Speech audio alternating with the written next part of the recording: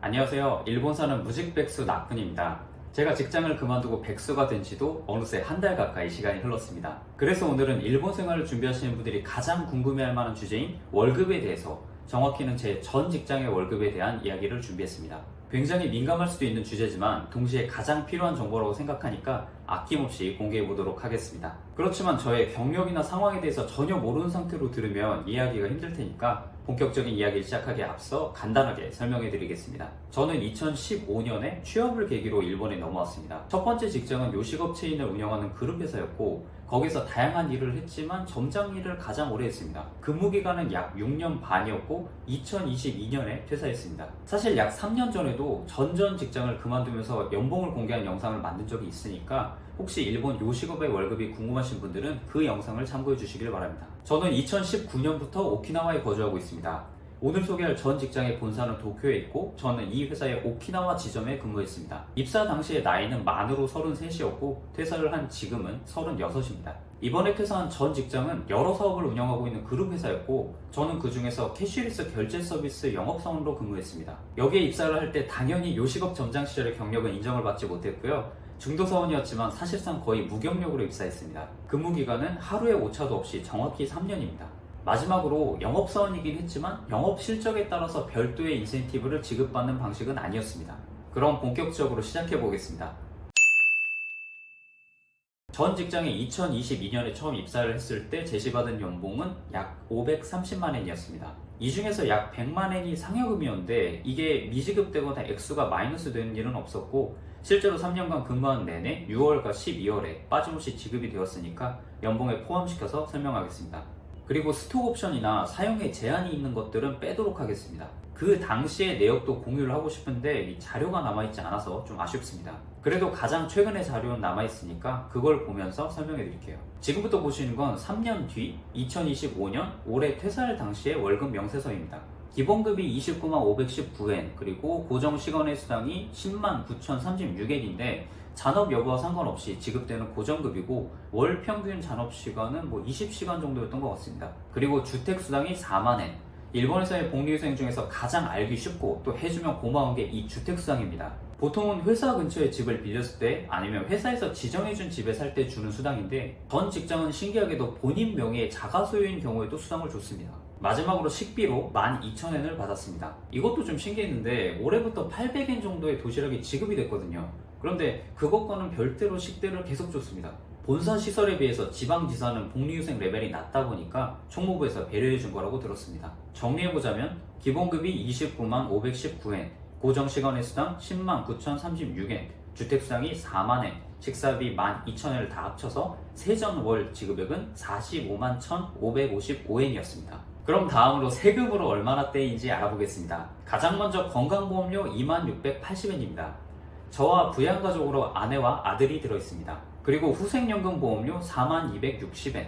이 부분이 특히 한국이랑 차이가 나는 걸로 알고 있는데, 일본에서도 연금에 대한 이슈는 상당히 뜨겁고요. 저도 개인적으로 제대로 알아보고 싶어서 사회보험 노무사 자격증을 준비하고 있습니다. 뜯기는 건 뜯기는 건데 알고 뜯기고 싶잖아요.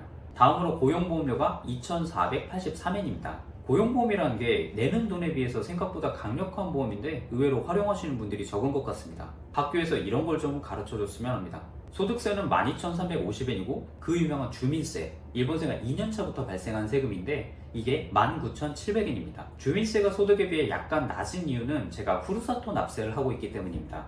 이건 너무 세세한 지식이니까 넘어가겠습니다. 어쨌든 공제액을 합쳐보면 건강보험료가 2680엔, 후생보험료가 4260엔, 고용보험료가 2483엔, 소득세 12350엔, 주민세 19700엔 해서 합계 95,474엔이 월급에서 공제되었습니다. 그러니까 세전 45만 1,555엔에서 공제액을 뺀 35만 6,081엔이 제 실수령액이었습니다. 여기에다가 월급으로 계산하기 쉽게 연 2회 받았던 상여금을 포함시켜 보겠습니다. 물론 상여금의 액수는 분기별 평가에 따라서 약간씩 달랐지만 평균을 내자면 한 번에 세후 약 60만엔으로 1년에 120만엔 정도를 받았습니다. 이걸 1년 12개월로 쪼개서 월급에 포함시키면 대충 45만엔 정도가 되네요. 연봉으로 계산하면 세전 약 660만 원 정도가 되는 것 같은데 제가 올해 건 없어서 작년 원천징수표를 보니까 작년에 640만 원이 찍혀 있습니다. 그 뒤에 월급이 2번 더 올랐으니까 얼추 맞는 계산인 것 같습니다. 결론적으로 제가 전 직장에서 받았던 마지막 연봉은 660만 원이었습니다. 입사 당시에 연봉이 530만 원이었으니까 3년 동안 약 130만 원이 올랐습니다. 제가 받은 연봉이 어떤 분들에게 부족해 보이겠지만 저는 능력에 비해서 잘 받은 편이라고 생각합니다. 저는 어떤 스킬도 없으니까요. 전 직장에 대해서는 지금도 고마운 마음이 가득하고 영업사원 시절에 겪은 일에 대한 영상도 조만간 만들어 볼 생각입니다. 일본에서 회사 생활을 하면 연금과 세금으로 많은 돈을 뜯긴다라는 말은 아주 유명합니다. 그래서 예전에 일본 직장 생활 관련 이야기를 하다 보면은 가장 많이 들었던 조롱이 그 세금 내면서 왜 일본에 사느냐 였습니다. 심지어는 남자가 능력이 없어서 일본인 아내를 한국으로 못 데려와서 저러고 산다라는 말까지 들었는데 제가 이거 오프라인에서도 들었습니다. 물론 제가 능력이 없는 건 사실이지만 우리 여보는 제가 힘들다는데 일본에서 살자고 할 그럴 사람이 결코 아닙니다. 그런데 결코 유쾌하진 않지만 유튜브를 다시 시작한 지금 언제 그런 댓글을 또 달아주실까 두근두근 하면서 기다리고 있습니다. 유튜브가 개꿀입니다. 그리고 저도 일본의 세금이 높다고는 생각합니다. 그런데 내가 뭘 어쩔 수 없는 문제에 대해서 고민을 하는 것보다는 내가 할 수 있는 영역에서 노력을 하는 게 맞다고 생각하고 외국인 입장에서 일본이라는 나라에 일종의 자릿세를 내고 있다는 마음으로 살고 있습니다. 물론 자릿세를 내는 만큼 저의 권리도 확실하게 다 챙겨가고 있습니다.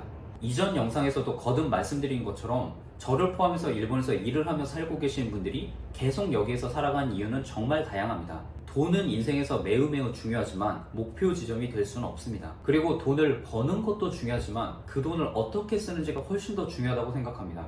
저는 결코 잘 버는 사람은 아니었지만 적어도 제가 했던 소비가 후회스러웠던 적은 거의 없습니다. 그렇지만 이제 수입이 없는 백수가 되었고 빠르면 다음 달부터 자영업을 시작하더라도 장사가 잘 안 되면 계속 거지겠지요. 열심히 노력하는 것은 선택사항이 아닙니다. 어쨌든 오늘은 영업사원 시절의 연봉에 대한 이야기를 해봤습니다. 무경력으로 재취업에 성공했던 이야기나 아니면 영업사원의 업무에 대한 내용도 이후에 만들어 보겠습니다.